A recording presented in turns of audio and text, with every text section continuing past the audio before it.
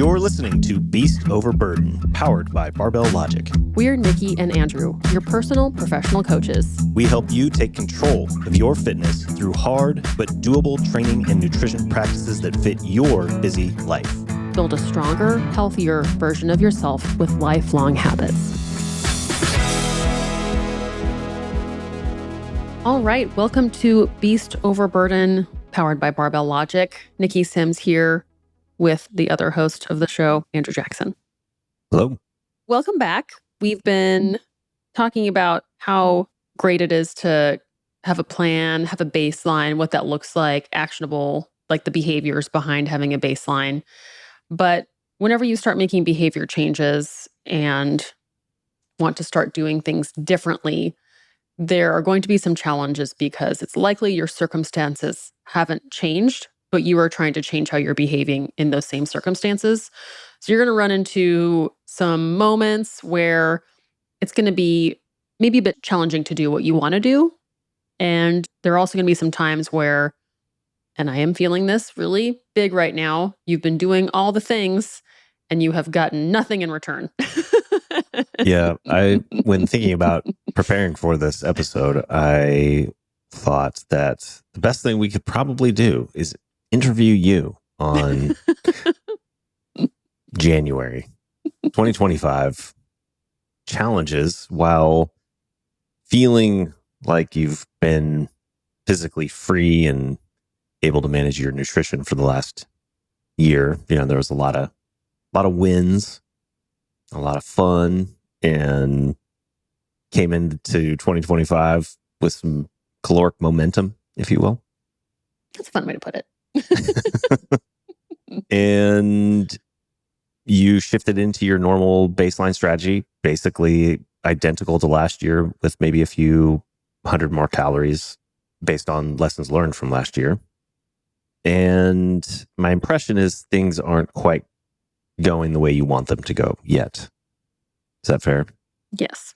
My expectations are different than what's occurring, I guess. So I am comparing to what's happening now to how things were going last year in a small set of circumstances. So I'm comparing the results of a controlled caloric state between last year and now. Does that make more sense? Mm-hmm. Okay. And it's different. Things are different now. You were weighing and measuring a year ago. You're weighing and measuring now. The training is similar, but a little bit different. You're much more recovered. Your back is much stronger. Yeah. The weights are much heavier on the lower body day. Yeah. So the work output has increased because I am capable of working harder as measured by how much weight I'm able to move. Maybe a little bit less spin this year. Yeah. Fewer spin classes, so less output in that arena. And so what it really feels like is I started tracking calories to hit a certain amount, but I wanted that amount of calories to be higher than it was last year because I'm more muscled. And when I did this last year, I went a little too hot and things didn't feel good for a little while. So we actually ended up adding some calories. And when I look back at my measurements, I am a few pounds lighter than I am right now. And visibly, when I look at, videos and pictures I was taking at that time, I look great. I was like, that's how I want to look right now. Except right now, I look like how I don't want to look. And that's frustrating because, last year was so different. Also interesting is I actually didn't dislike how I looked at all. Like before I started this, I was actually super happy. And now I'm less happy. And I think that's really interesting. So, being physically free is like kind of, I think, being at peace with the choices and with how I look and how I feel. And interestingly, right now, I'm missing a huge component of that. I'm not enjoying the process and I'm not enjoying how I look. And so now I'm just like, what am I even doing? So if I could reflect that back, what it sounds like a challenge with the baseline approach that we started with is expectations and comparison. Yeah, big time. And that if you expect results by a certain time, or you're comparing results to a different approach, that there might be some frustration with that, or, expectations not aligning, especially, I mean, we're on week 4 now, right?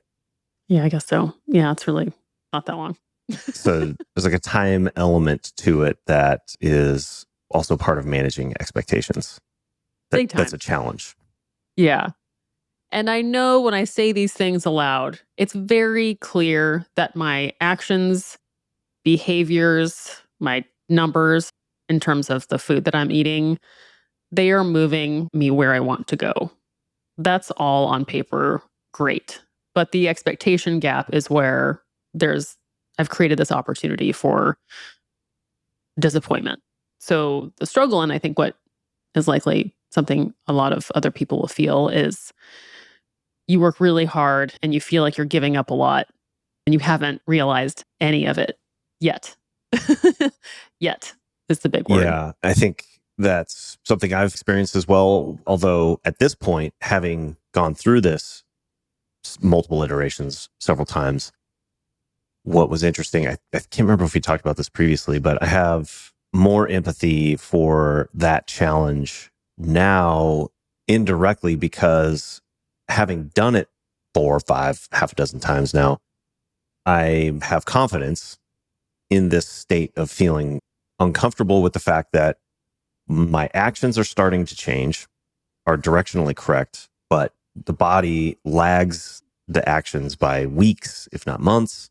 Yeah. And so there's this really kind of frustrating friction around, hey, wait a minute, I'm doing all the things. How come it's not just happening immediately? There's days where the weight goes up, Yep. the weight goes down. It, it feels like it should be just like a straight line, but it's not. Yeah. And at this point, I have confidence that I just need to stay the course. Somebody new, though, or somebody that doesn't have that confidence, I could see that being really frustrating, really unsettling, and almost like, well, throw your hands up and just nothing works anyways. So why even go through this? I mean, I would say maybe challenge 2 is, and I'd be curious to ask you about over this last month, as you've made more of a hardline baseline, or like really tried to prioritize weighing and measuring carefully and hitting your macros very precisely for a period of time. What are, some just tactical things that you've experienced that, it feels frustrating, or like it's almost like I don't know if suffering is the right word, but you're having to do things or avoid things that maybe don't feel like physical freedom right now? Early on, you're 4 weeks in, you've made the behavioral changes directionally correct. The results aren't there yet. And you're having to make decisions that don't feel like physical freedom in the moment, tactically. Yeah. It is what you want. If we go back to episode 1, where it's like, be clear with what you want, the decisions you're making are what you want, big picture, if you zoom out the timeline. But in the moment, when you're at the restaurant, it feels like that's not what you want. Yeah. What I want is nachos. So, exactly. Like, what are some of those practical things that you encounter when you're having to do what you want, big picture, but in the moment, it's not what you want? And how do you manage that frustration or that friction where the results aren't there yet and you're having to keep making these decisions that are tactically not what you want, but strategically they are? Well, I've had a lot of conversations in my head about this with myself. And it really is stressful during times like these. And I'm trying to be really strict to go out to eat. Like dining out is really stressful because I'm just guessing at macros. And also, it's very likely that they're just really caloric. So I end up putting in a bunch of calories into my calorie tracker and just wondering if that's correct. And that makes me wonder, like, am I actually eating enough? That's always a wonder. And now instead of having multiple meals, now I just had 2 meals. So I spend a lot of the day really hungry and I don't enjoy that very much. So it's easier for me to not dine out. And when I do, it's just, let's get the things on the plate that I understand the most. Chicken, there's just so much butter and sauce on everything. So I just really put in a lot of extra calories in my tracker. And then if I want to sacrifice less, then I'll have to eat more throughout the day of what I know fits and I can measure. And then the bites are going to have to be smaller when we go out to eat. So that's a tactical one. I would even push that so far as to say that I think of dining out, all of the food of dining out, almost like dessert instead of the meal that actually, if you're dining out to hit your macros, it's probably not going to go well. Yeah. Yeah. Because there's too much unknown. There's too many undercover macros from all the sauces and the oils and the fats that it's just a really big risk. It's easy to have an extra 400 or 500 calories, without even really trying. Yeah, for sure. I've found that if you're going to dine out, step one, if you can order exactly what you want, even if it's not on the menu, do that. Ask for grilled chicken and steamed vegetables, depending on how close you are, or how much margin for error that you have. And then other one is, like you said, portion control. Think of it like you're eating ice cream, because it probably is hundreds more calories. Even if it's like the steak or the chicken, it's got something on it, or the vegetables, the salads. Even you order a salad and sometimes try to order. It's going to be cheese. Dressing on the side. It's going to be a way for them. Yeah. It's a restaurant wanting you to eat cheese is what salads are. Cheese and nuts and, candied fruit gets thrown on there. I've noticed that to be very difficult. And because the feedback mechanism is so slow, if you're eating out frequently and then you're having to wait days to get the full effect and the feedback, and you're like, oh, it's fine. So challenging. And then, and then you're trying not to react to the day-to-day weight on the scale. Seems like it's really difficult. Yeah, that's a tough one. So I also try to think of the consequences to kind of check in, like, all right, can I be at peace with this difficult choice that I'm making right now? And just knowing that if it's this hard to make any change, is it worth making it harder? Right. Sometimes it might be, and just kind of remembering that there's a lot of time to see change, but it has to be time with consistency, not time with, F it, which I definitely have had those moments. Yeah, I've tried to visualize, because I've been making some choices this week as well, where I kind of went off my baseline. So I had my urgent goal was to get down below 250 and a 40-inch waist. And I got pretty much right there, at which point I said I was going to go into baseline plus some moderation with. Yeah. And this was such a classic male-female thing, guys. Like, my weight went up and Andrew's went down by like 7 pounds. I was like, awesome. Andrew's not even measuring anything. Like, no, I've just been eyeballing. But for me, like my emergency ripcord is just stop drinking. And then I did that too. And I have my routine and I just do that. Yeah. And that probably gets me down to 240 to 245 pretty quickly. And I got the steps back up. That I think made a big difference. So yeah, I dropped 7-8 pounds, maybe 9 pounds real quick, pretty much hit my target. And then I was kind of at the point where I was, I think I'll have a beer here and there. But before I started, I made sure to check in with myself. If I see the scale pop back up on the other end, am I going to be okay? Is that still what I want to do right now? And my mental check was, yep. And that's exactly what happened. The scale popped back up 3 or 4 pounds over the last few days. And now I just know that it's going to take, I kind of reset basically. I don't know if lost a week is the way to describe it, but I know by next Friday, I'll probably be back to where I was the previous Friday. Yep. Yeah. So, you do lose some time. That's a way to think about it. Exactly. Yeah. And this is always something that Jillian talked about, like the consequences of like, do you have a bodybuilding show, or it's just something that you want to do to feel better? And so that really can change the time domain and the intensity at which you're trying to make these changes. So when there isn't a time frame, you're just like, okay, well, I've lost that week or whatever. So let me get back onto it. For me, though, I do have a time domain. Like I am thinking ahead to being on the beach in March. Right. And I don't want to feel gross on the beach in March in my swimsuit. Right. So that's our consequence right now is we do have a date in mind and we want to feel really comfortable. Right. And then when I think about that more, and I was thinking about how important it is to go into a bit of more control at a regular basis, every 6 months or so. Yes. Because like you said, caloric momentum. What happens if I don't do that? What's going to happen to my body in 3 years? If it's just all the fun, there'll be funs. in here as well. But I think it is important to be like, all right, let me make sure that I'm not putting a really significant amount of body fat on that's going to be that much harder to lose later on in life. Like, let me just keep this manageable at a doable frequency. Yeah. My strategy last year was to have a second round. I did sort of like the beginning of the year, and then I kept saying, I'm going to do one midsummer. And then I was like, what if we go to Budapest instead? Yeah. It basically turned into uncontrolled for half the year. And Yes. I think this year, my approach would be to do more frequent controlled stints. Yeah. And even on the uncontrolled, if you ever want to call it that, the non-baseline time, I think I would put a little bit more of a bumper, a little more constraint on, again, especially for me, the beer just becomes especially during football season, really easy to overdo. It's delicious. Yeah. And so, yeah, I think if I could get ideally a stint in there somewhere mid to late summer, maybe just keep it. I'm also kind of tempted to keep it going a little bit longer than just Q1. Yeah. And maybe try to get deeper into the summer before I kind of stop the baseline approach, or baseline plus moderation.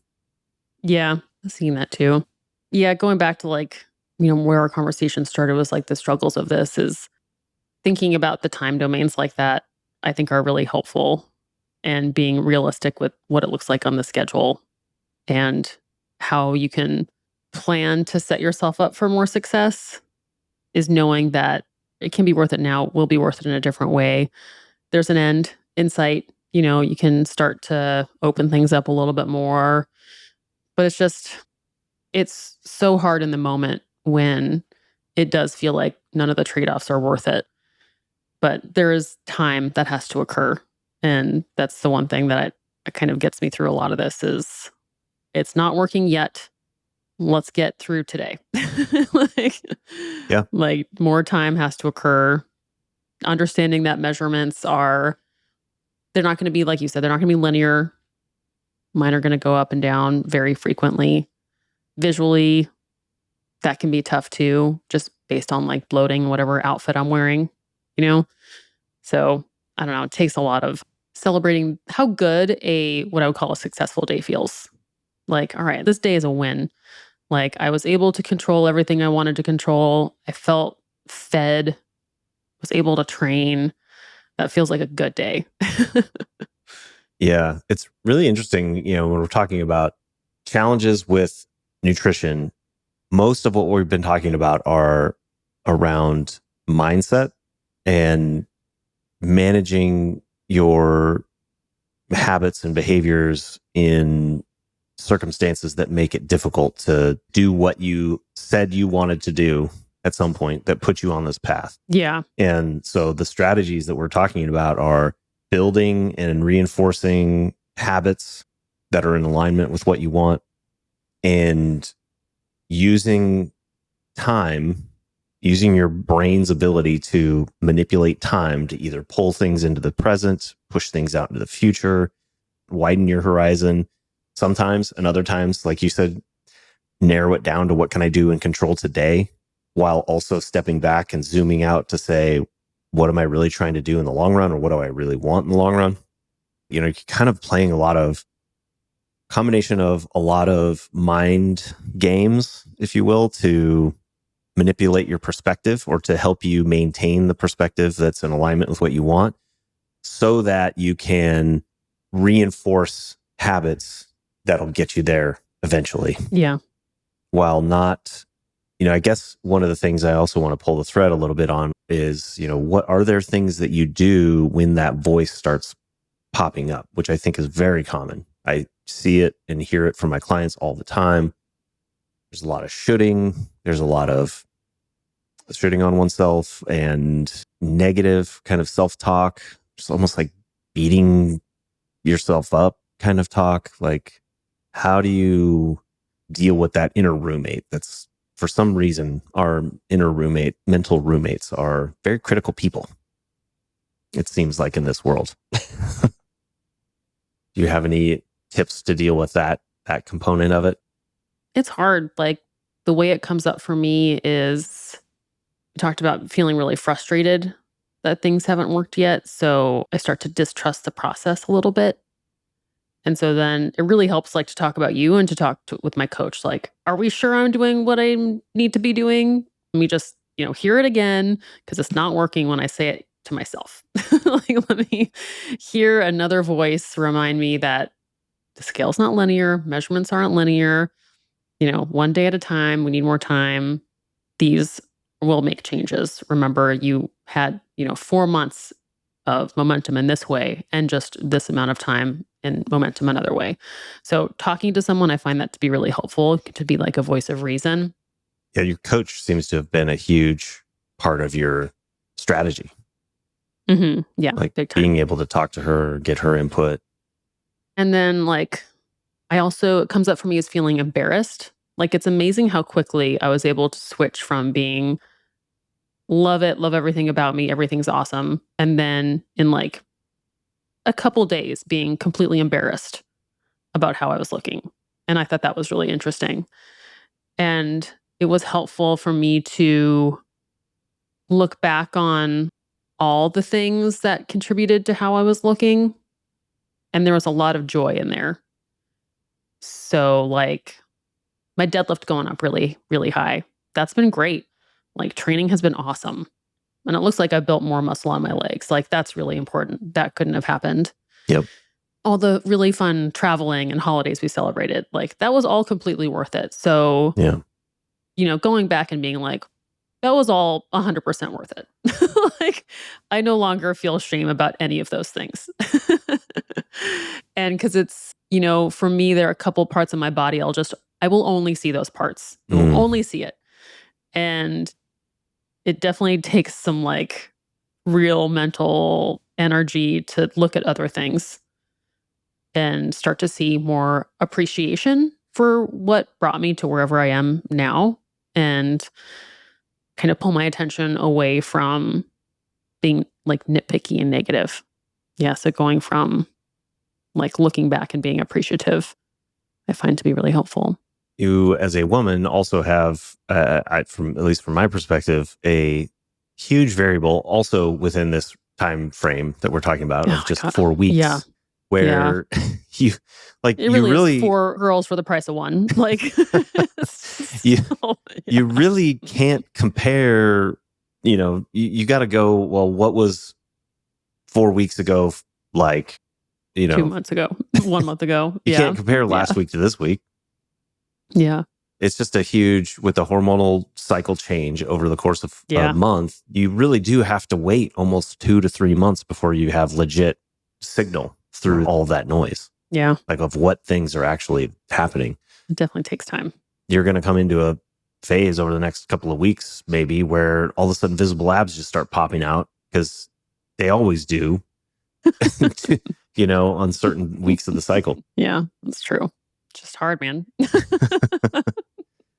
But yeah, I think having a voice of reason is really helpful, whether that comes from, you or your partner, your coach, your lifting community, just like some other voice that's not so mean. I think it's obviously we're biased, but I see it all the time as a coach as well as with myself that it's a big reason why many of us on staff have coaches, because it's just so tempting to tinker or second guess or doubt, or that critical voice just convinces you that you're doing something wrong. And so often I'm telling my clients or my coach is telling me that we've got to focus on being consistent with the process and not react to any individual data point. There's got to be an approach, a plan. Doesn't mean you just keep beating your head against the wall doing the same thing over and over again, but make a choice, usually some sort of an MED choice that keeps you going in the direction that you're going. And even if you're only 80 or 90% accurate, going in that direction consistently is 9 times out of 10 going to be the right move there are times where you have to make a bigger change, but even that, I think having a coach to kind of reason through and be thoughtful and intentional about it is really powerful. So It's so valuable. Yeah, big time. and that's And what I've don't seen compare actually yourself with to you. your 250-pound boyfriend. Just don't do that. It's going to be so different. Yeah, I mean that's another. Like if you weigh 150 pounds, it's just going to be a very different process than 250 pounds. Like a pound, 2 or 3 pounds is like massive percentage change, which for me, I can weigh 3 pounds less after my morning routine, if you will. Yes. Be like, a little bit heavy today. Cup of coffee and some creatine. Give me 45 minutes and I'll be down 4 pounds. Yep, took care of that. Meanwhile, I'll have a cup of coffee and gain 3 pounds. We just thought, how much did you fluctuate throughout the day, though? You actually had a pretty big and interesting one where it was like you lost weight throughout the day. Yeah, I woke up, weighed myself. Later in the day, I weighed less than what I woke up at. And then by the time, and this was at like 3 p.m. And then by the time I went to bed, it was 4 pounds heavier. Like, come on. You just ate a large pizza and 2 gallons of ice cream or something. Where does 5 pounds come from? No, it wasn't even that crazy. I think I just drank a lot of water. It was ridiculous. It had to be water. Yeah. Well, hopefully our listeners got some insight into. Can we cover one more challenge? Oh, we challenge away. Social settings. I think that one's a toughie because a lot of social activities revolve around going out to eat or drinking, both sometimes. And there can be a lot of anxiety preparing for those. There can be a lot of guilt afterwards, and it can really rob you of value during those times. I hear about this a lot from people who have, decided to stop drinking forever. They end up having to cut out certain people of their lives, and that's not really, maybe that's right for you, but you don't really want to cut out dinner time with your family when you're trying to make these changes. So we talked about a little bit about going out to eat, but the approach there, and just to reiterate it for social settings, is like, what can you do to set yourself up for success as much as possible? Which would be, what can I bring to an event? If it's an event where you can bring something, what foods can I bring to this event that I know and I can trust are going to make me feel like I'm in line? And then things like La Croix. We've just drink so much sparkling water. When you go out to eat, social setting, bring some sparkling water, order some sparkling water, throw some lime in it so that you actually have like the tactile or like physical routine or whatever the behaviors that are physical of just like standing there holding a drink.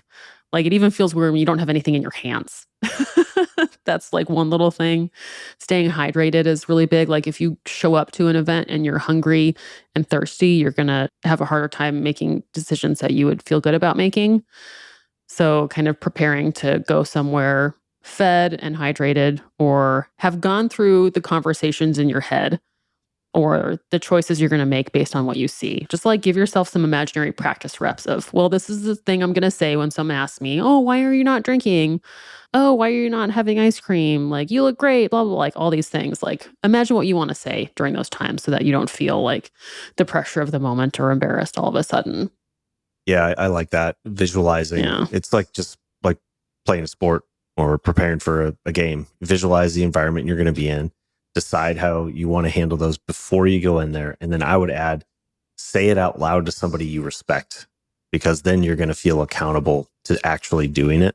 And I think that's another part where a coach comes in, is that a lot of times I'm just asking my clients what they want to do, and they tell me what they want to do. And then I ask them if they did it, and they know they're on the hook for coming back to tell me, assuming they trust and respect me on some level, and that they don't really want to tell me they didn't do it.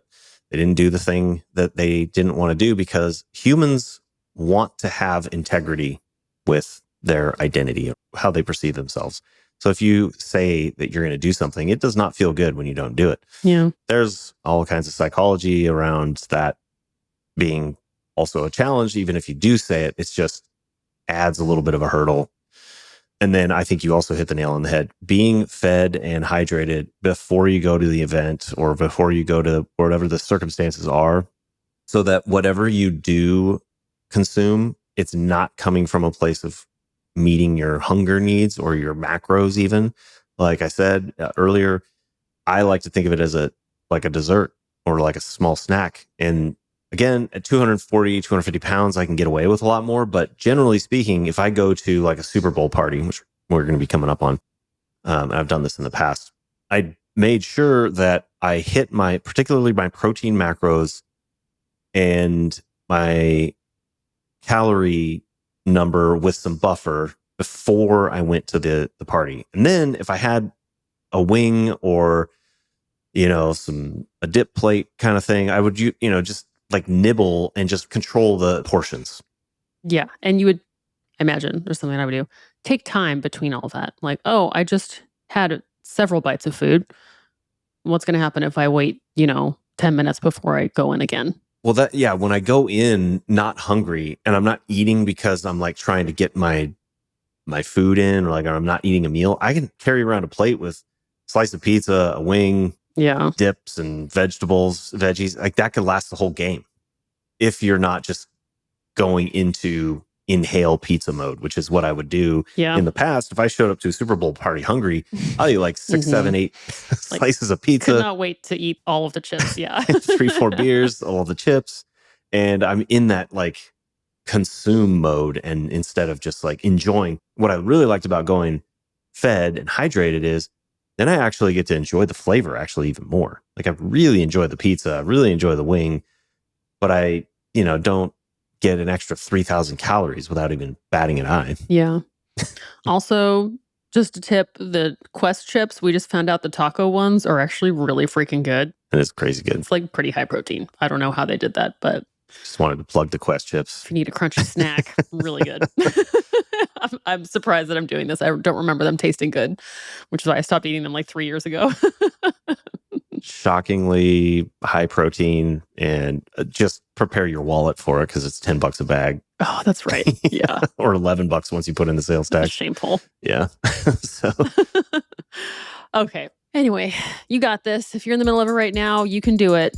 Like one meal at a time, one day at a time. See what you can do to set yourself up for success. Have someone in your life who can be a supportive voice of reason, and you're going to get where you want to go. Absolutely. Well, we hope you got some value out of this. If you did, we'd love a review. We'd love a share, and we'll be with you next week. Bye-bye.